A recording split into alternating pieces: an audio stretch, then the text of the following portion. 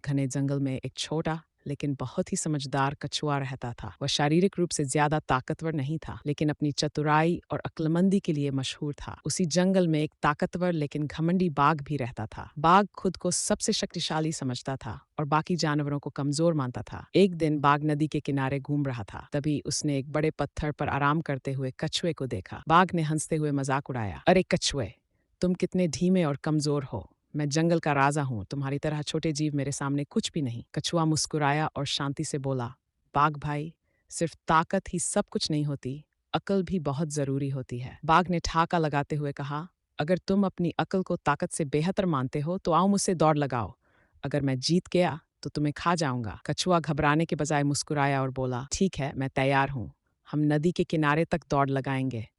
बाघ ने खुशी खुशी रेस के लिए हामी भर दी।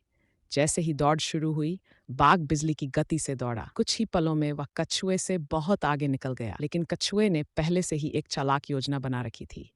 उसने अपने कई कछुआ दोस्तों को पहले ही नदी के किनारे अलग अलग जगहों पर तैयार कर दिया था। जब बाघ ने थोड़ी दूरी तय कर ली तो उसने पीछे मुड़कर देखा, ये देखने के लिए कि कछुआ कितनी दूर है। लेकिन हैरानी की बात यह थी कि आगे ही एक और कछुआ दिखाई दिया। बाघ हैरान रह गया, ये कैसे हो सकता है? ये मुझसे आगे कैसे पहुंच गया? उसने और तेज दौड़ लगाई, लेकिन कुछ आगे बढ़ते ही उसे फिर से एक और कछुआ नजर आया। ऐसा कई बार हुआ और हर बार उसे लगता कि कछुआ उससे आगे ही है। आखिरकार जब बाघ नदी के किनारे पहुंचा तो वहां पहले से ही एक कछुआ बैठा था।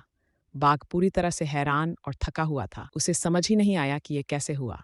कछुआ मुस्कुराकर बोला, देखा बाघ भाई, सिर्फ ताकत से सब कुछ हासिल नहीं किया जा सकता, अक्ल भी बहुत जरूरी होती है। बाघ को अपनी गलती का एहसास हुआ और वह चुपचाप वहां से चला गया। उस दिन के बाद उसने कभी किसी को कमजोर समझने की गलती नहीं की।